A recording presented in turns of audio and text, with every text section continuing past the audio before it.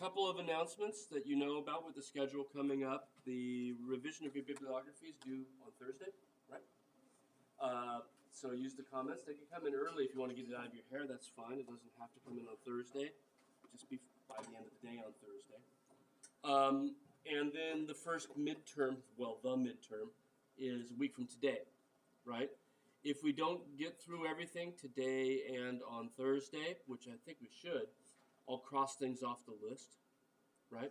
And what I'll do is I won't just delete them, but I'll line through them so it's obvious which ones are missing, right? But we should be able to get through everything and actually have some time to talk about the exam on Thursday as well. I think it's worthwhile to go back over what to expect as you spend the weekend studying. My plan is to get those back to you before spring break so you know where you are with that. Have a discussion on the exam a week from Thursday. Okay, so those are our two big deadlines, which means you've got some work cut out for you, right, to revise and then sort of shift gears and begin to study for the exam. I would recommend highly that you review your notes for the exam and start to do it sooner than later. If you put it all off till the very end, there's a good chance you miss some crucial things, right? You have lots of things to study with. The recordings of the class, I'm a little behind in getting the last ones uploaded. I should be able to get that today. But you have the recordings, you have notes, you have various guides on taking notes, as well as the study sheet. So there's lots of things that you can use to begin to get the material you need to succeed on the midterm. Okay? So to the material, right? We were talking about the Northern Renaissance, which is, again, Renaissance is a difficult term for us, right? Because Renaissance means rebirth. And particularly a rebirth of the ideals of ancient Rome, right? So it's really an Italian phenomenon in many ways, right? For them, it's nationalism. It's their own glorious past that they're trying to revive. And when we get to Northern Europe, even though it was once part of the Roman Empire, they don't have the same feeling, same attachment to Rome as the Italians do. And so we use Renaissance as a period term, a term to define a particular period, the 15th and 16th century, but it doesn't fit as well, right? It doesn't mean the same thing to most of our Northern European artists, north of the Alps, outside of Italy. And so it's, that's kind of putting air quotes, if you will. And we looked at Dürer in Germany, and we saw that he's one of the few Northern European artists who really does adopt sort of an Italian mentality toward this, reviving ancient Roman ideals. And we see him using Roman prototypes for Adam and Eve, right? Still within a kind of a northern outlook, which is more about details, right? Particular microscopically rendered physical details, topography, if you will, right? But including within that these idealized body forms that come out of the study of ancient Roman art. He visited, right? Had been impressed with how artists worked in Italy. Had gone twice, actually, eventually by the end of his career. Then we were looking at Bosch, Hieronymus Bosch in the Low Countries. We find that we're kind of right back into this idea of sort of no sense of ancient Rome, right? There's no real great interest in Roman art or ideas with this. That in many ways he's closer in spirit to that long-standing tradition of giving ourselves tiny details that we search through to add up to a meaning, right? And with Jan van Eyck, that was religiously based, right? It was all around little details in the architecture that added the meaning, or even maybe secular with the Arnolfini pair, right? Where little details add to the meaning of the work. Well, with Bosch's work, each of the little details is a human figure, right? And when we look at them as a group, the visual invitation, is to come inside and scan around the piece and look at all the different details and figure out, put it all together. What do all these things mean? And what we saw when we looked at Bosch is that this is very much a moralizing kind of image. An image that is created, devised, intended to teach the viewer a lesson, right, on proper moral behavior. But do it not necessarily in a preachy kind of way, but humorously, right, to make you sort of look at how stupid people can be and realize that you don't want to join them in that stupidity.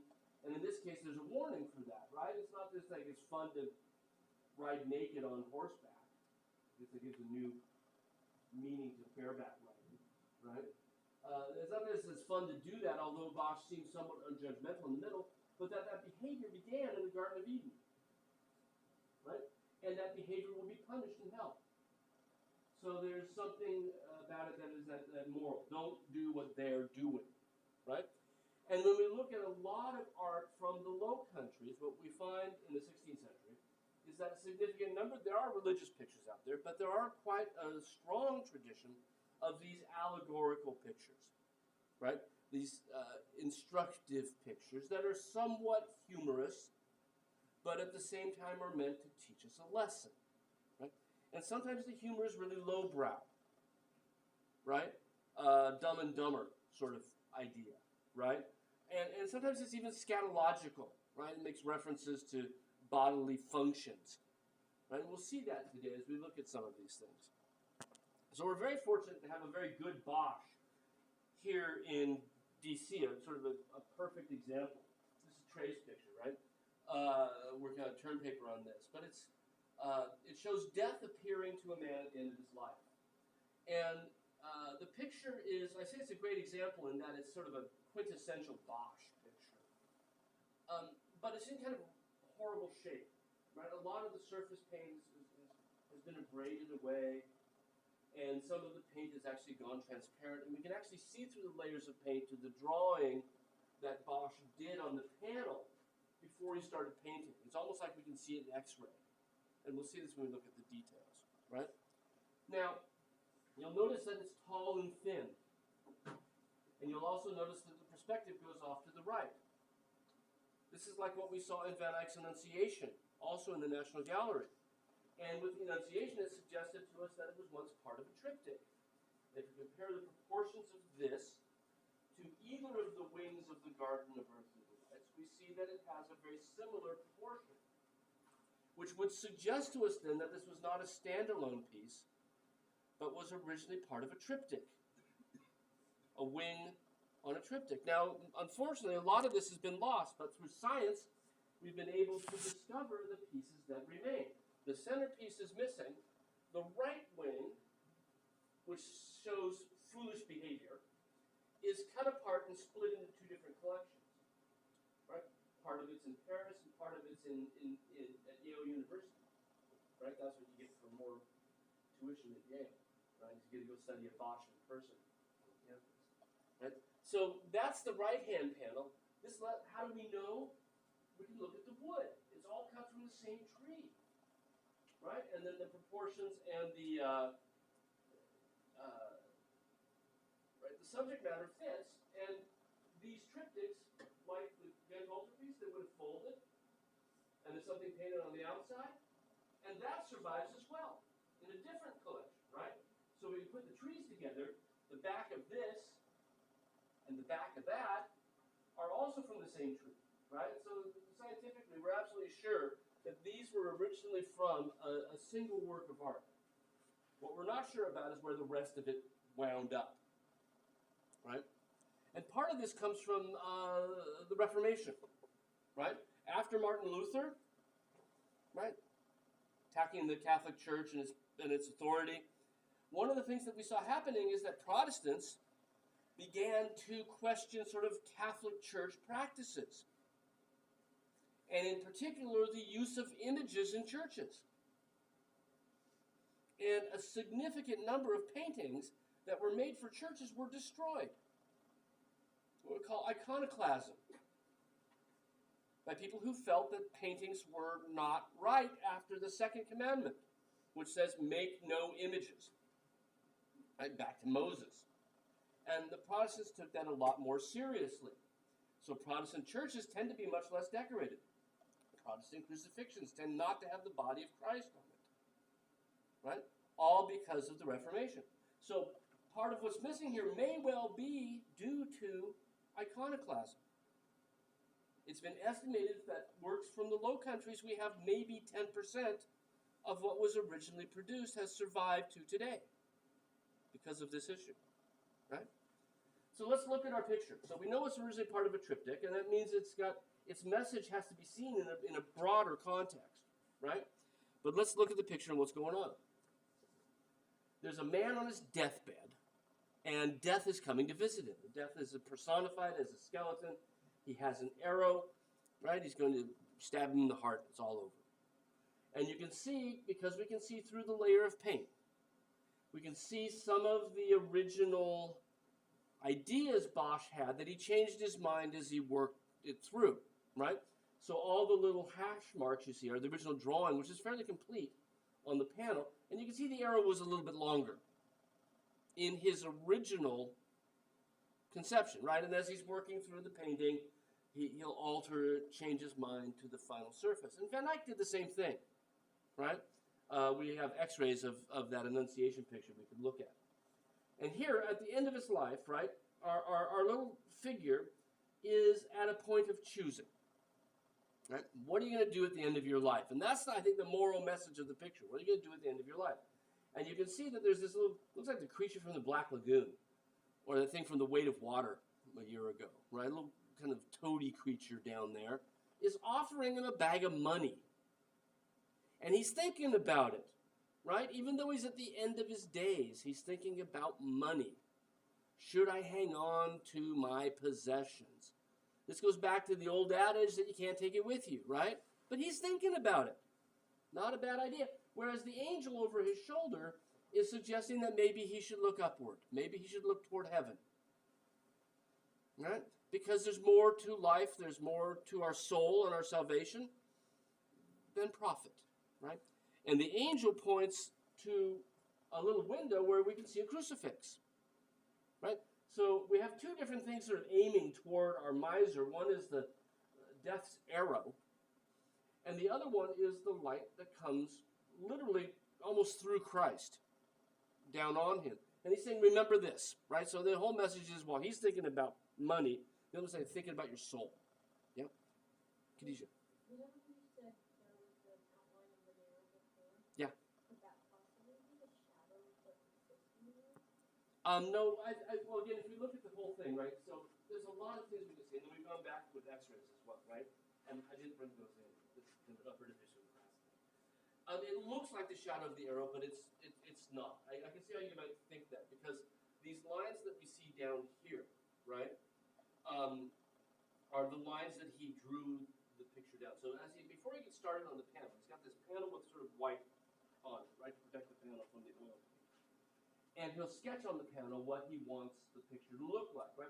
And different artists sketch in different ways. And Bosch is really thorough as a sketch artist, if you will. So instead of just drawing the curtains, the folds, right, he actually shades them as well, right? He comes back into these lines and he shades them. Yeah, and in the background behind the angel, you can see he shaded it. And he never meant for that stuff to be seen, right? Because he got paint over the top of it. That just gives him a guide when he's adding the paint to where things are supposed to go. And then as an artist looking at the composition, right, he sees how things would work better compositionally if you change some stuff, right? In addition to that, we know that he actually made some other changes. So originally, you can only barely see it right here. See this little sort of semicircle there? Through x-ray, we can see more strongly because the white has survived better than the red, right? But under here, he originally had like a pot of money there as well. And he's reaching for more. Okay, and we know that from again from the x-rays. And Bosch decided that was a little bit too obvious, right?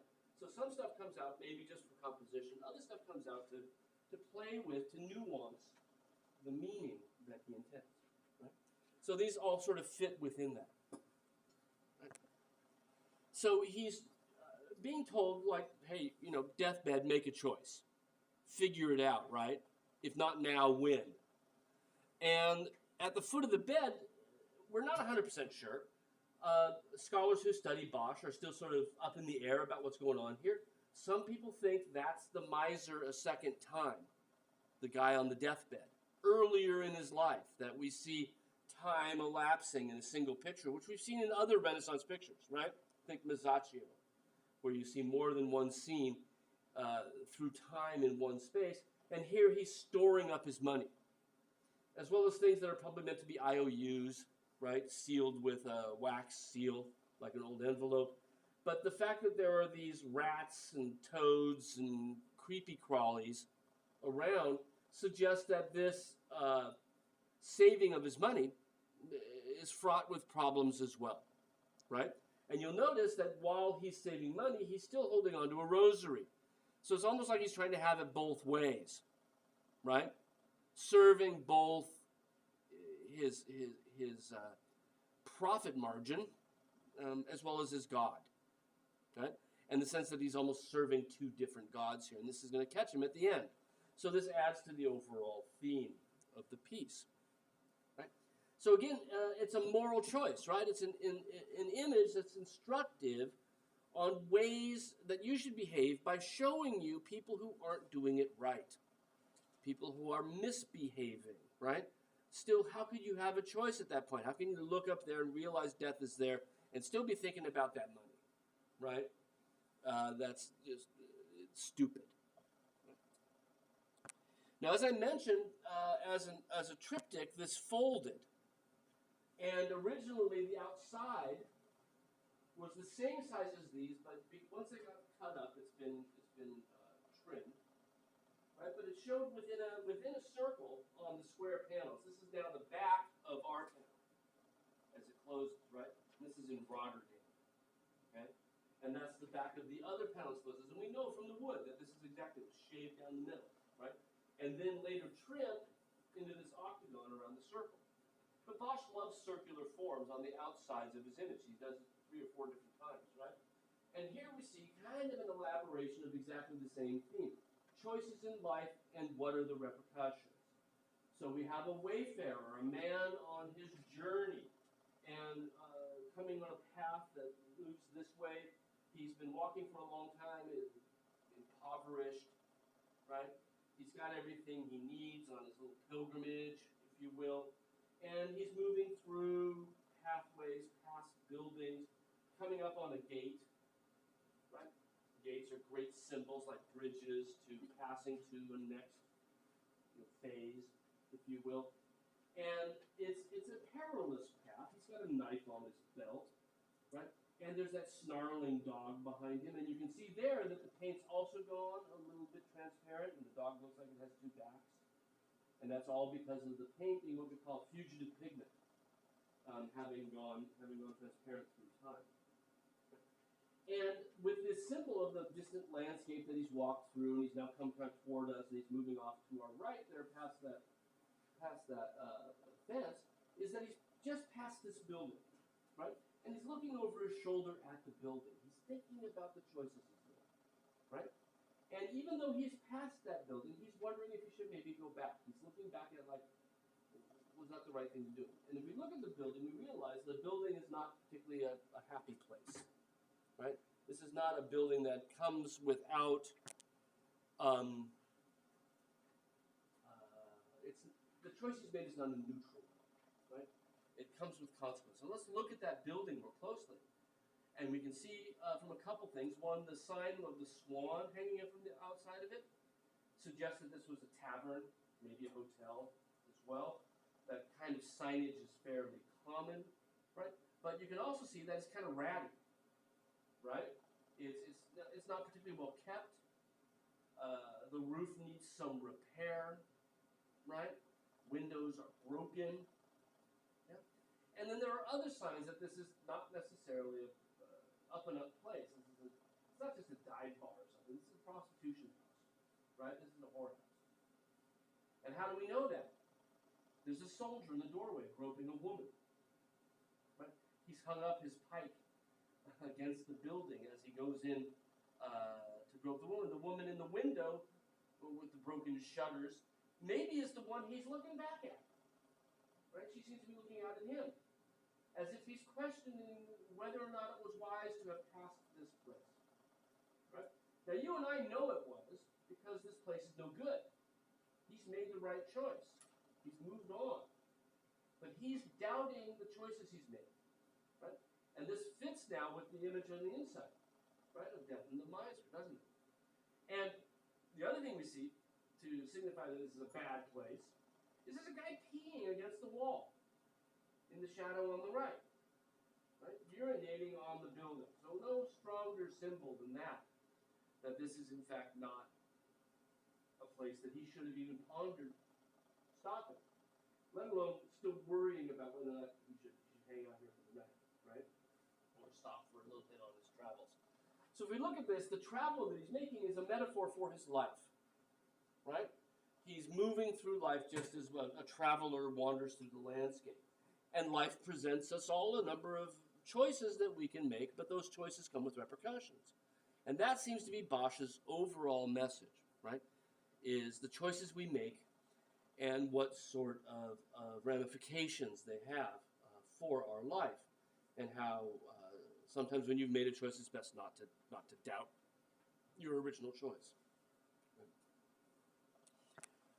So this sort of moralizing scene we see everywhere quite frequently in art from the Low Countries in the 16th century. Here are two paintings by Quentin Matsys, each of them showing a pair of people that seem improperly matched in a way, right? The one from the National Gallery on the left, and this one in Paris on the right. Matsys is working in the primary art center in the Low Countries, which in the 16th century was the city of Antwerp.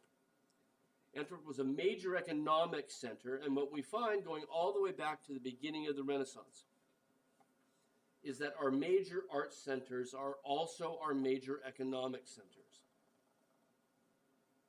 right? And Antwerp is incredibly prosperous in the early part of the 16th century. Right? It's the major port in Northern Europe, right?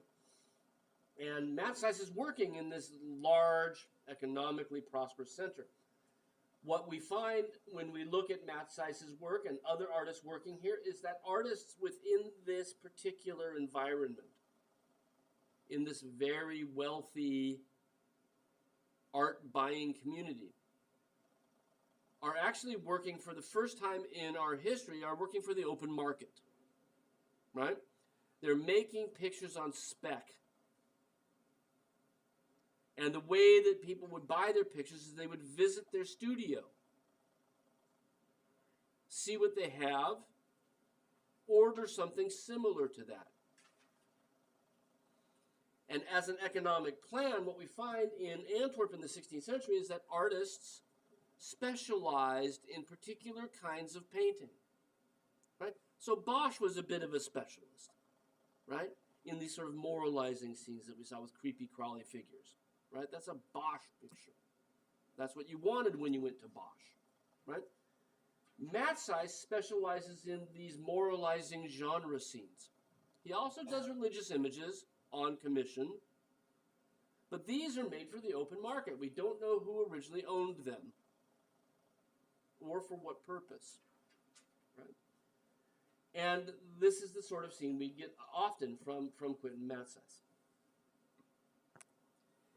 Both of these scenes are scenes of everyday life, and a term that's been applied to these is genre scenes. That's what that term means. A genre scene is just a scene of everyday life. Right? Something that you might encounter any given day. Not newsworthy events, just everyday occurrences. Right? So we see on the right a view into a money changer's, a banker's interior, where he's with his wife. He's weighing coins. Right? Antwerp was a major economic center, international economic center. There were people that traded money, like when you go to Europe and you buy your euros, you know. But back in the day, it was very easy to fake your coinage because coins were worth what they were worth because of the weight of the metal, right? So if you were real crafty, you could shave off part of the metal and keep it and restamp it, right, with the image that would be on the coin, and you would have some extra money, right? So he's making sure that his coins weigh up to what the mark says they should be, right? So if it said, 20 guilders, is it 20 guilders worth of metal or did somebody shave it and it's only 15, right? Because if you're really crafty, you take all that metal, you can melt it up, and you can mint your own coins, right? So he's making sure as he's changed money from one country to the next, the money he's taken in is worth what he says, what they said it was. Right? Check with the honest people. Okay? But it's a scene of everyday life, and his wife is there with him. On the left, probably a scene in a tavern. They've been playing cards, gambling. We can see the coins and the cards in the lower left corner. And this old guy, right, thinks he still got game, right? And he's going in for the kill on the young woman, who seems to be encouraging him on one hand, but at the same time pushing him away, right? And you'll notice her thumb in his chin, right? She's sort of like, let's not get a little too close here. But she's playing him, right? It's a scene of everyday life. And they both are somewhat humorous, with the idea that each can teach us a lesson on how not to behave, right? So with the money changer, right, he's got pearls, he's got rock crystal, he's got rings, jewelry, right? Silver plate on the wall behind him, those resin rosary beads like what we saw in the Arnolfini wedding, behind him as well. And he's checking the weight of his coins, right? Nothing wrong with this. This is his job, right? His wife is next to him, and she has a book in front of her. As she flips the pages of the book, what you can see is that it's a picture of the Virgin and Child. So it's a Bible. It's a prayer book. Is she praying? Is she at all interested in her book? What Matthesius seems to show us is, in fact, she's distracted. She's got her prayers, but she's distracted by money. That's the same message that Bosch was giving us with the death and the miser. Right? He had his rosary beads in one hand and the money in the other. Right? Giving us very much the same scene. And if you look at it closely, and I don't know if you can see this chair, right? But notice how she's going through the book. Notice what she's doing. She's got that one page this way, right? With her left hand, right? The other one's over here, and she's going this way with it, right? She's moving from left to right. So what she's doing is she's flipping backwards through the book, right? She's not actually reading it. She's just browsing it in the way you would a magazine that you bought at the bus station, right? She's looking at the pictures. She's not concentrating on it, right? She's sort of mindlessly flipping through it. And the whole message, of course, is that there's nothing wrong with being a money changer. There's nothing wrong with capitalism. There's nothing wrong with worldly profit. But hey, let's not pretend we're religious, right? When that's really all we're interested in. So she becomes for us, right, the symbol of folly, foolishness, how not to behave. It's not always sexist. At least it's not always women who misbehave, although we see a lot more of misbehaving women than men. It's a patriarchal society. It's always useful, right? But in the Ill-Matched Lovers from the NGA, on the left, we see he's the idiot. He's the fool. And she's taken him for all he's worth. So if you read the image closely, you see that they've been playing cards, right? Gambling. And probably, we get the sense that she's probably cheating too. You know? And she's winning. But it's not going fast enough. So now she's decided to just lift his purse. So the way she's done this, she's come up close to him and let him tickle her chin. Now he's touching her breast, right? And while he's distracted by her beauty, she's been able to pickpocket him. And she's got with her other hand, right, other green sleeve down below, his little pocket of money that she's handing off to her assistant in the background, right? So again, it's this image of stupid behavior to warn us about how not to behave, right? These genre scenes, these scenes of everyday life, come front-loaded with allegorical meaning, right? I've got a couple of details. He is certainly not a very handsome fellow, right? Veins on his forehead, a lecherous look in his eye, Freddie Mercury teeth, after the Oscars last night, right? Freddie Mercury teeth, stubble on his chin, and somehow, this guy thinks that she's into him still, right? He's still being a fool about it, reaching for her head, and she's all well and good with letting him get away with groping her so that she can pickpocket him, but he's going in for a kiss, and that's just too far, right? So he's got his hand behind her head, he's actually pulling at her, she's pushing against that hand behind her head, and she's actually pushing now into his cheek and his chin. You can see how the skin sort of folds around her fingers to suggest that she's keeping him at bay, right? Don't reach in for more than just the over-the-clothes contact that we see from his thumb there. At the same time, she's used this opportunity to grab his money bag, and she's now handing it off to her friend in the background. And can you see how he's dressed? It's very strange, isn't it? With the donkey ears, right, and in red. This is the costume of a court jester. So that gives us an instant signal on how to read this image, right? He's mocking this man with his tongue out and everything, right? And wearing the costume of the jester, the one who knows what's going on, which is always the role of the jester, the one who knows what's going on, right? And he realizes what's happening here, whereas our older man in the red and blue simply has no clue. Right? So moralizing images, these are the major sort of innovative output of artists in 16th century Antwerp. Also in Antwerp, and somewhat later in the century, is Peter Bruegel. Really just absolutely adore Bruegel. They just had a big exhibition in Vienna, and I couldn't get over there to go see it. But you can see that Bruegel is very much influenced by Hieronymus Bosch. He gives us that aerial view with a very, very high horizon line. And by tipping up the ground plane, we get to see hundreds and hundreds of figures. And just like Bosch, he invites us to look at the different figures, right? And some Bruegel pictures have been mistaken for Bosch's over time, but he's not as much interested in demons as Bosch was before, right? And so in this picture, which is about 5 feet across the base, he gives us all of these figures, each of them enacting interesting little vignettes, interesting little stories. And each of those can be related to a well-known saying from the time, some of which we know as well, right? So, and these sayings are sayings, proverbs, if you will, that we use for identifying idiotic behavior, right? Don't do that, right?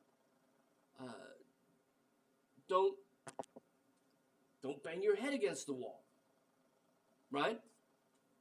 In English, that's an idiom we use when someone's doing something repeatedly that is not going to do you any good, right?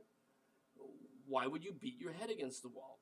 First time you bump your head, that's one thing. It's a mistake. The second time, and the third time, it's stupid, right? So numerous of these relate to different sayings in Dutch, right? That some of which have translated into English, right? And the joy of the image is wandering through visually and seeing all of these different sayings enacted by these different little Bosch-inspired figures, right, that populate the landscape. And they've counted anywhere between like 95 and 120 different sayings everywhere we look. In the background, right, we've got the blind lead the blind, right? The blind are leading the blind. So, don't follow people who are stupid leaders. Right? Don't be so stupid that you can't see that your leader is blind as well. And they're groping their way through the landscape, right? This figure here is actually gathering horse poop in his hands. And there is a Dutch saying that horse droppings are not figs. In other words, don't mistake horse crap for pigs. Which is, again, right, be discerning. Don't be stupid, right? In the background on the right. And again, a lot of these are really rude, scatological. That's a gallows. That's where they hang people. Punishment.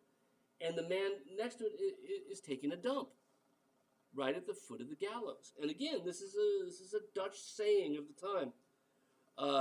Someone who takes a crap on the gallows, right? And they use worse terms than that, right? That sounds bad. Well, the Dutch phrase is worse, right? If you take a dump on the gallows, it means that you don't care about the possible penalties, right? You don't worry about what was it? There was an old TV show that said, "Don't do the crime if you can't do the time," right? And it's similar to that. You don't care about the possible penalties for your actions, right? You're absolutely unconcerned with that. Down below here, I'm sorry, I've got my square in the wrong place in my little map. The big fish eat the little fish, right? That's a term we still use today about how the wealthy and powerful will prey on the weak and the poor, right? Other ones that are here that we're less familiar with, throwing your money into the water was a Dutch saying about unnecessary waste, right? Both crap through the same hole was a humorous saying about being in such total agreement that you would use the same opening on the outhouse, right? And we see the two bums there as well. And again, we could go through the picture and see things everywhere, just filled with images of these different proverbs. There is defecating on that blue orb with a cross upside down on it, right? This is the Dutch saying to take a crap on the world. Means that you really don't care about anything. You hate everything in the world. And the image of the world is taken from a traditional medieval Renaissance image of Christ as the Savior of the world, where he holds that symbol of the orb with the cross on top of it. But for Bruegel, it's upside down, and that's the key to the entire image. Right? This is the world upside down. This is not proper behavior. This is improper behavior. This is how not to do it. And the idea is that we are now instructed through humor on what we should not be doing in the world around us. Here's our inn with a sign hanging outside of it, just like we saw in the Bosch image. And the sign in this case is a crescent moon. And there's a man urinating on it. And again, there's a Dutch saying, he thinks he can pee over the moon. Somebody who thinks more of their abilities than they really have. Who can do that after all? Pee over the moon. And here he is peeing over a sign of the moon, reminding us of these different proverbs. So we can continue going with this and look at hundreds and hundreds of these. And that's exactly what Bosch wanted the viewer of this to do, was to look at the different images and see in each one of them the folly of mankind, the foolishness of behavior, and understand through the humor of the images, through the sort of fun of finding these different figures. There's another gesture back there being shaved without any lather, right? Getting a rough, dry shave. But to understand through all of them exactly what is a proper way to behave by seeing idiots doing stupid things, right? Bruegel was particularly active in a printmaking shop in Antwerp. He made designs that were carved by professional engravers. So this is the same sort of technique we saw with Dürer, where you carve the image into metal and then you print it onto a piece of paper. And he did a whole hundreds of different images that were designed specifically to be carved for prints. And of all of them, I chose just one to sort of look at, because Bruegel is a terrific landscape artist as well. And we have that same sort of bird's eye view, looking down. not only on the valley, but on the figures in the foreground, on the right. Right? We have a bird's eye view over this. It's almost like we're at the same level of those birds in the upper right corner, looking down on this distant landscape, right? And just like the Netherlandish proverbs invite us to come in and look at the different figures and wander through the landscape with our eyes, I think these prints do the same thing. Now, they're only about the size of the paper you're writing on, maybe a little bit bigger than that, right? So the viewing context is not standing in front of something on the wall, but getting in close, right? Maybe even with a magnifying glass, but sticking your nose in it and wandering around. And Bruegel gives us this sort of wonderful invitation to wander through the landscape, look at all the different figures in the houses and see what's going on. And he gives us at the bottom of it, in Latin, an inscription that tells us what we're looking for. The crafty or insidious bird catcher, right? So where is the bird catcher? Now he's front and center, but part of it is, you'll notice he's front and off to the right. Part of it is wandering around and seeing what else there is to see there. And as you dive in, you see these wonderful lines that have been carved from Bruegel's designs and figures wandering through the landscape, right? There's a figure on a donkey being led by another figure, boats in the river, deer on the hills. Everywhere we look, there's something to engage us, right? Ducks down below, maybe, there. Moving back, the river wanders through the landscape, a little church steeple on a small hill just before the river cuts around the corner. Houses everywhere, a nifty little village with a church at the center of it here. I mean, everything's there to sort of just keep you looking and looking closely, right? Little cows in the fields in the background. Paths that lead up the hill, houses to be encountered on those pathways, other hills that have been cultivated with crops, right? It's an utterly filled landscape, right? It's just chock full of details. And you're invited to sort of look at all of these things and think about the extensiveness of the world, right? And then you find the insidious bird catcher right next to Bruegel's signature. Bruegel created this. Bruegel invented it, right? Drew it. And Hieronymus Koch was a print publisher, executed it, right? So it was printed in this shop that Bruegel worked in. And Koch was also doing prints of Bosch's work, and that's how Bruegel came to know Bosch's work. But what we see in the foreground is our bird catcher, right, with his dog. How the birds are staying put when the dog is barking is anybody's guess, right? But he's got this rack that he's carrying over his shoulders, and he's tempted the birds to come and land on the rack. And they're doing so regardless of any kind of distraction. So he's got really good bait, right?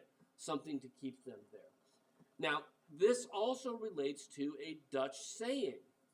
Someone who was a crafty bird catcher was someone who was very successful in seducing the opposite sex. You had the right bait. You could get them to land, right? So a crafty bird catcher to a Dutch viewer was meant as a metaphor for sexual seduction, right?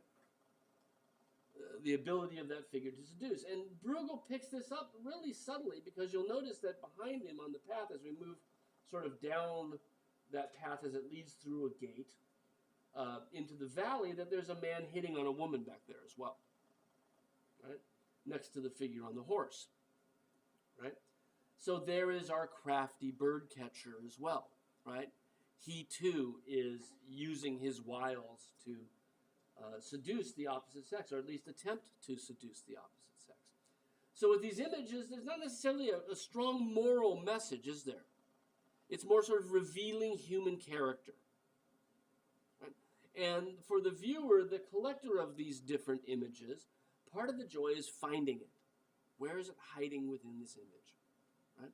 How does it relate to me in any way? How does it relate to the world at large? These seem to be themes that Bruegel loves to work with. Now then, our last Bruegel that we'll look at is one of a series of paintings that he did that illustrate the entirety of the year, each one illustrating different months of the year. And he did a series of 6 of these pictures, each sort of taking on 2 different months, right? And so, obviously, wintertime, right? February, January, February, maybe December, January. We're not 100% sure, right, with this, because one of them is missing. And there are clues that it's more kind of winter, but there was originally a series of 6. And for this one, we see hunters coming back from their hunt. They've been out bird hunting. They've got their dogs with them, and they're coming back to the village at the end of the hunt. Deep, deep winter, snow everywhere, overall blue tonality, typical for gray, wintry days, right? Today's too sunny for this, but certainly we saw this like last Wednesday, sort of a similar light quality. And Bruegel's very good about capturing the different times of the year through his paint. This one's up in New York. I'm at the Metropolitan Museum from the same series, right? It says 2 of the summer months, July, August, maybe, showing harvesting. And you'll notice that in each of these, we've got the same sort of layout. We've got a hill in the foreground with our primary figures on it, and then that descends to a deeper background where we can see forever, right? And that's the exact same structure we had with the crafty bird catcher, right? So the figures that appear in the foreground in these images are important for understanding the image. They're setting the theme, right? The hunters returning from their hunt in the snow.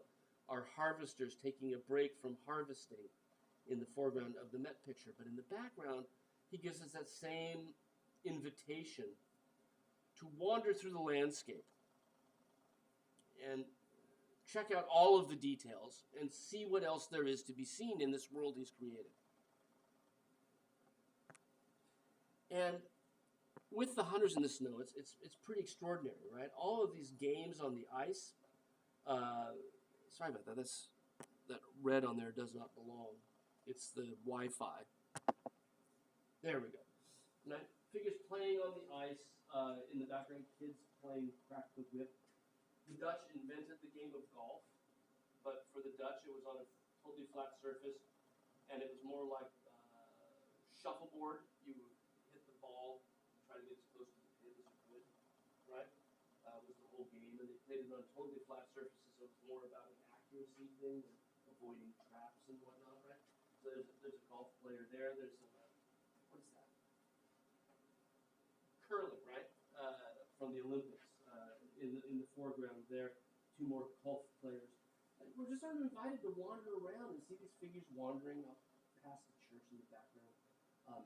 There's some figures there that are, they got fire coming out of the top of the roof, right out of the top of the chimney. And they're going up there to throw water on it because it runs the risk of burning down the thatched roof, right? Terrific details of everyday life included here for us to sort of wander through.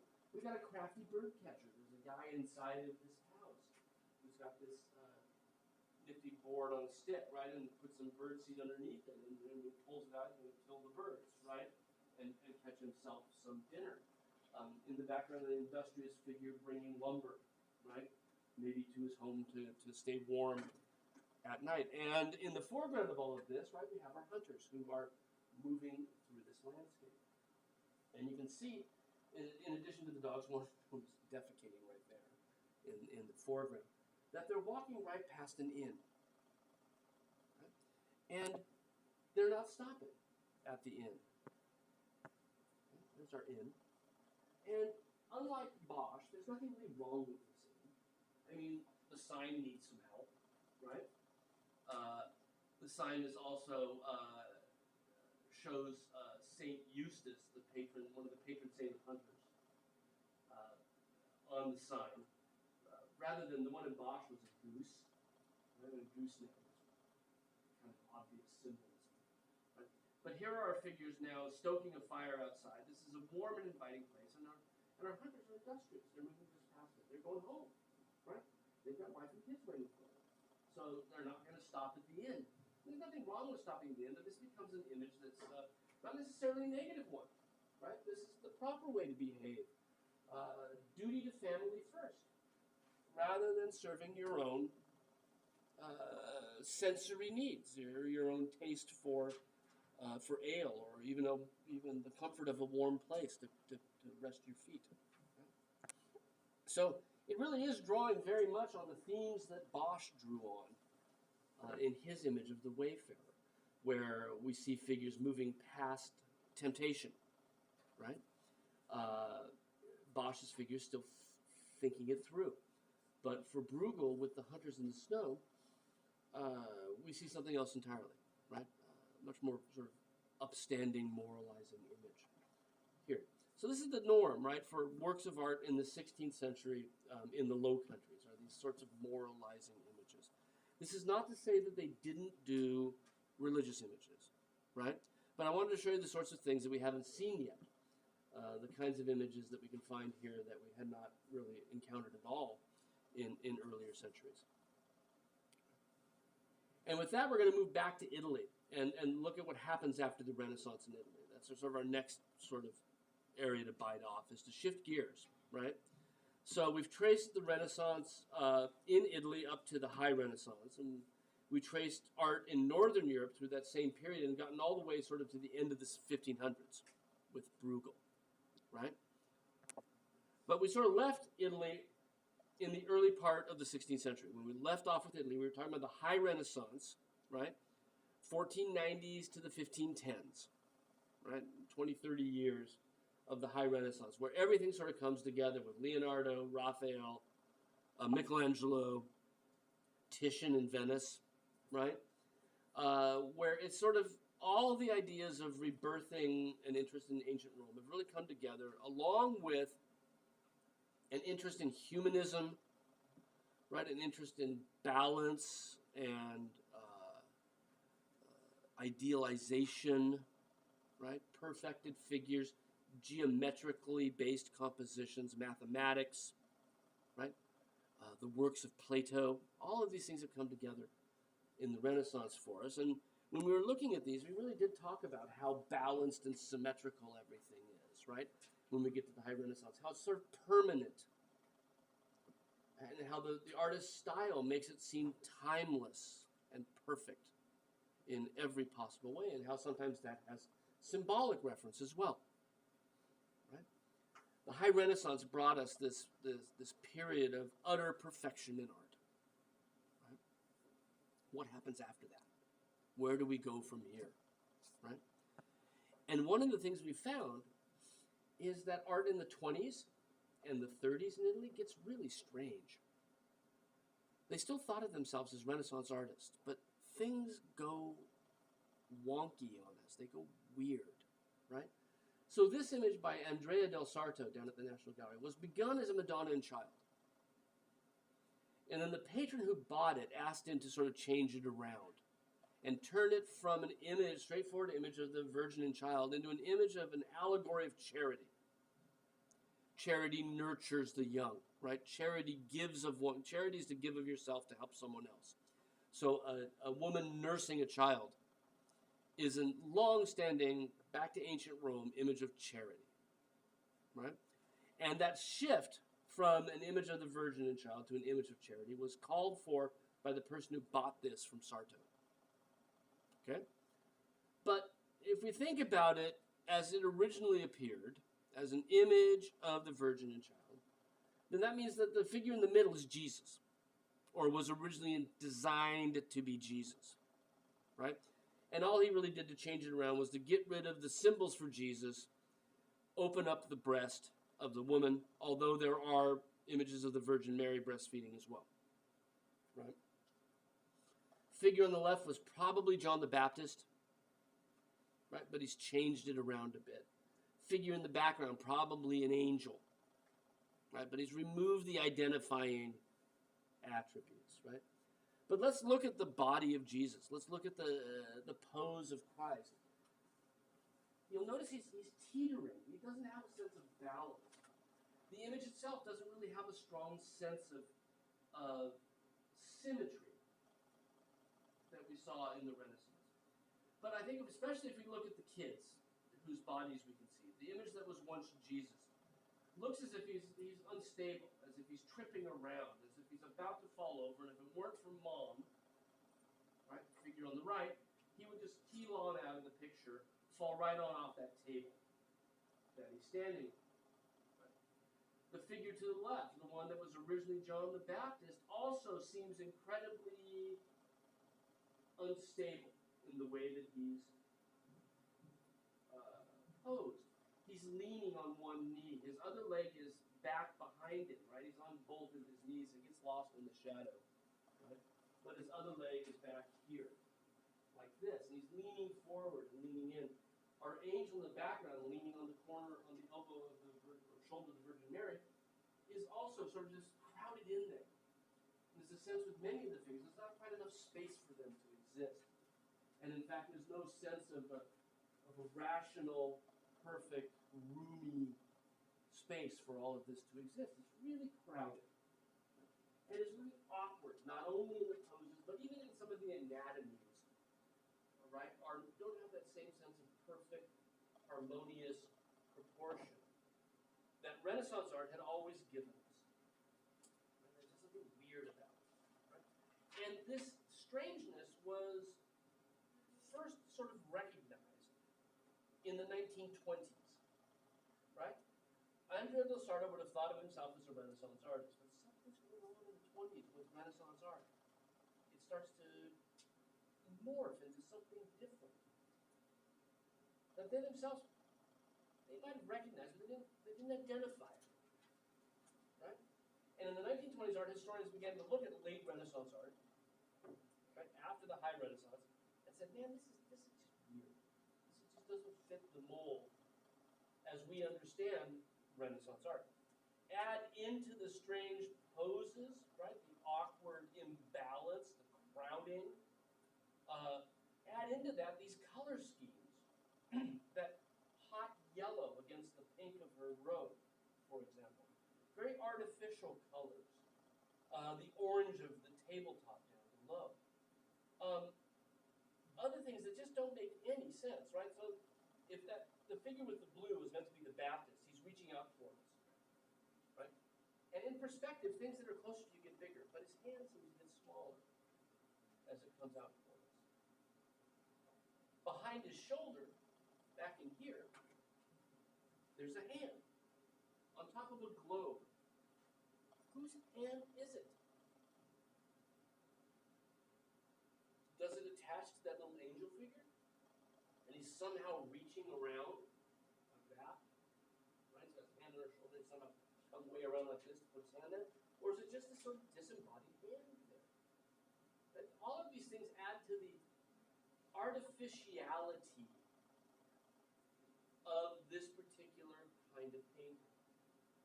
That's not the sort of naturalism, even if it's idealized, the sort of naturalism we see with Renaissance art. Now, like I said, Del Sarto would have said, I'm a Renaissance artist. But there's something different going on, right? And it's not just Andrea del Sarto. So here's also the National Gallery, same similarly crowded picture, right, of the Virgin Mary in the middle in red and green. We haven't seen her wear green before, right? With Christ in front of her, John the Baptist tucked into the corner, pointing at Jesus. Right? Again, the body of Jesus not particularly balanced, the composition not symmetrical, right? The composition crowded. The Baptist without even enough room to put his whole body there. St. Joseph in the background, looking over his shoulder and stuck into the little corner that he gets. The Virgin Mary's mother, St. Anne, in the lower left corner, also sort of stuck in. Right? And arranged around, even though Joseph and Anne have walking sticks as if they've been traveling, we're all arranged around this green tabletop. Right, where Christ has been laid out to rest, to be displayed to us. But again, a sort of artificiality to it all. Right? And when historians began to look at this stuff in the 1920s, understanding that it was strange, they decided to label it differently. So this is not a term that either Del Sarto or Bronzino would have known.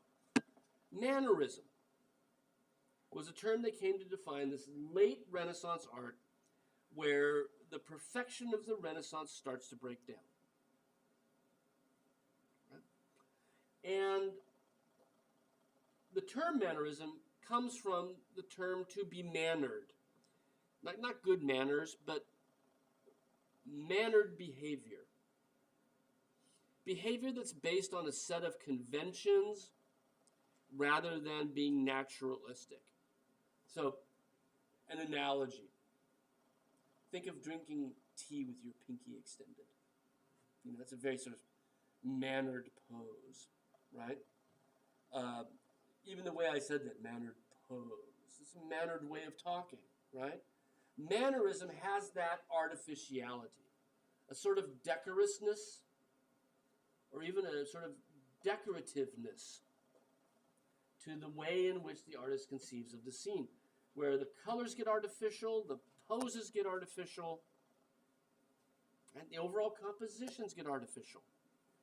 They're crowded, the colors are bright, jarring sometimes, the poses are unnatural. The harmony and balance of the Renaissance seems to have disappeared. Right? And as we try to figure out why, first we notice that this begins to happen in the mid-1520s. That's when we first start to really see this happen. So why mannerism, right? Why mannerism in the 1520s? Well, there's a couple of issues at hand here, right? There's some simple answers. One really simple answer. These artists are not looking at models.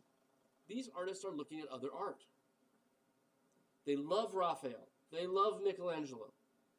And they're basing their figures on those figures. So it's once removed from reality, which makes it more artificial. That's one simple answer. Right? The popularity of Renaissance artists for later artists. Another simple answer for why mannerism. Most of the leaders of the Renaissance had died. Leonardo's not around anymore in the 1520s, right? Leonardo died in 1519. Raphael died in 1520. Pope Julius II, the guy who seems to be behind it all, right? Sponsored Raphael and Michelangelo's works in Rome. He died in 1514. There's a huge change in the makeup of the people who are making this stuff, right? It's a new generation of artists. And maybe they're rebelling against, right, their forefathers, as kids often do, right? Another possibility. The third possibility, I think this is the most interesting one of all, is that it's an age of social unrest. The 1520s in Europe are a bit of a mess. Right? And much of this started with the Reformation, which came right in the midst of the period when Leonardo, Julius, and Raphael all died, right? Luther questions the authority of the church. That means the central stabilizing authority in Europe is now unstable, starting in 1517, right? The Protestant Reformation led to riots, right? If Luther can question the church, then other people can question other social structures. We have a number of peasant uprisings against the aristocrats in the city, quoting Luther as their justification, that it is okay to question time-worn authority. It is a period of social unrest. There was a huge conflict between the Emperor, Charles V, and the King of France, Francis I, over who controlled northern Italy at this time. The papacy sides with France, and the Holy Roman Emperor sacks Rome. Right? Rome is defeated for the first time in over 1,000 years by outside forces. Right? These are only intended to begin to illustrate the sort of social chaos that existed in Europe in the 1520s, right? Add to that Turkish invasions on the eastern border. Add to that King Henry VIII and the English split from the Catholic Church, right? And the list just goes on and on. So it seems an interesting parallel that during a time of social unrest, we also have an art that seems to be destabilized. Is it a cause and effect? Probably not, but it is definitely an interesting parallel.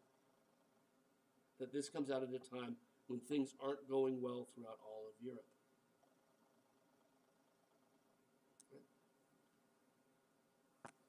Now we'll look at one more of these today, and then we'll break. Andrea del Sarto's work of charity, like I said, began as a Holy Family, right? Christ, Virgin, John the Baptist, like what Raphael had painted with the inclusion of an angel. And it was King Francis I who bought this from him. Right? And at that point, it was shifted to mean something else, right? Changed the subject matter. And it was actually presented to Francis as a gift from the city of Florence. Right? The Grand Duke of Tuscany was a member of the Medici family. They're back. And they had bought it from Andrea del Sarto to give to the King of France. Okay? In addition to this, the King of France also commissions from Bronzino, who we looked at before, this allegorical image on your left, which is terribly confusing and terribly strange, and really mannerism, as mannerist as you can get. Right? Strange bodies, contorted poses, weird artificial colors, crowded space. Right? It is everything that's mannerist about mannerism, and more. And this sort of stuff appealed to Francis I. He loved mannerist art. Now, for him, it was Renaissance. Right? But he loved late Renaissance art. And in particular, he loved late Renaissance art that had an erotic overtone, that used this mannerism to emphasize carnal knowledge. Right? We'll look at how that plays out with this image on the left. So both of these were gifts, right, given to Francis I as diplomatic gifts from the Grand Duke of Tuscany, who's also named Cosimo de' Medici, right, after his great-great-great-great-uncle. They're in charge of Tuscany. Now, Francis loves Italian art. He adores this stuff. And we've talked about it a couple of times before. Right, he's come up. Francis I was the one that Leonardo went to work for at the end of his life. Remember how at the end of Leonardo's life, he pulls up stakes from Florence and he goes to France to become court painter to the French king. That was Francis I. That's the same guy that this was given to on the left. Okay, that's where Leonardo dies. That's how the Mona Lisa winds up in the Louvre in Paris, because Leonardo took it with him when he became court painter for Francis I. When Michelangelo couldn't finish the tomb of Julius, Francis swept in and bought some of the sculptures that were no longer being used. And they're in the Louvre as well, right? Because the Louvre is the ex-royal collection. Okay? So he's a huge fan of Italian Renaissance art. He wants to bring the Italian Renaissance to France, but by the time he does, contemporary artists are doing mannerism. So that's what he swoops in with, right? That's what he brings to France, mannerism. So all of these things wound up in the French royal collection. Now, what's going on with this image? First, look at the anatomy of Cupid. Cupid is the kid, right? On the left. And he's dropped his quiver of arrows, right? Venus holds one of the arrows. Actually hasn't dropped it, but it's over his shoulder. It's that green thing just off his bum, right? This is quiver. Notice the sort of acid green colors, these brightly decorative artificial colors. But try to articulate the body of Cupid in your mind, how it works out. Make his head fit with his shoulders. make the shoulders fit with the hips. And you can see there's just no way that body fits together. It doesn't have a sort of rational unity, right? If this is his shoulder here, then how does his neck over there? It just doesn't, it never works out, right? It becomes this sort of decorative areas of flesh that have been sort of crowded into different areas and made to fit. And we see that everywhere when we look around, that there are these bodies that just really don't work as well as they should. Cupid's certainly. And then what's going on in this picture, right? It's a scene from classical mythology. Cupid is the son of Venus, right? And he does what Venus tells him to do. He's the one that makes us fall in love, right? With each other. Valentine's Day just passed. Right? He's always on the right? And he has hit Venus with one of his arrows. That's why she's holding him up. And what's happened is they've fallen in love, which is craziness, right? It's stupid because he's her son. It's incest. It's wrong, right? Gods can kind of get away with that sort of stuff, but it's pretty obvious that he's up to no good, right? And so they are now embracing because of this folly. And I only noticed this like last year. She's slipping in the tongue. Ugh. Right? As well. So it really is highly eroticized. And this is foolish behavior, right? This is stupidity. And the rest of the image deals with the idea of stupidity. And it's kind of like what we were talking about with those moral images in Northern Europe, but different. Because it's almost like it celebrates stupidity on a certain level. Right? And in this case, the little boy with the flowers coming in from the right is an allegory. It's a symbol for foolishness. Right? He's fallen. And he's about to throw flowers on them because they're in love. And he's happy because foolishness reigns, right? And if foolishness reigns, then the figure of folly should, of course, be happy. Right? At the same time, foolishness will eventually be revealed. You can't get away with it.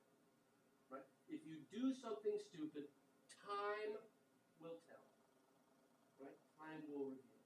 And so what we have in the upper right corner is Father Time himself. He's pulling back the curtain to show us stupidity. Right? To reveal it through time. How do we know he's Father Time?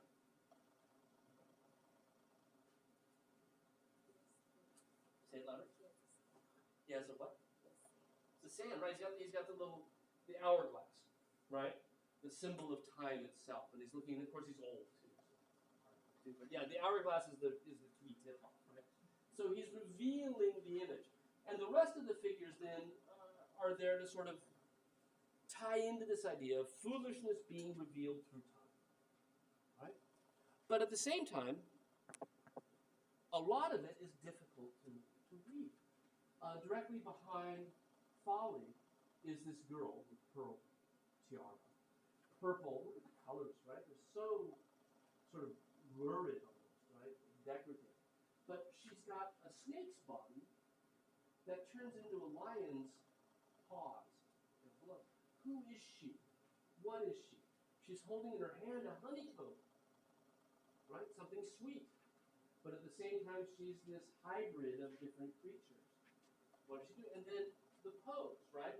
She's looking out at this here. That's this hand. So she's right like that.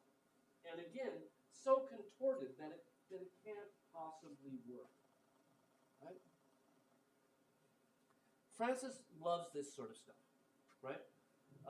Convoluted allegories in the mannerist style. He's collecting these sorts of things. This one was a gift, but what we're going to find on Thursday is that he hires artists to come and work for him to make exactly this sort of stuff.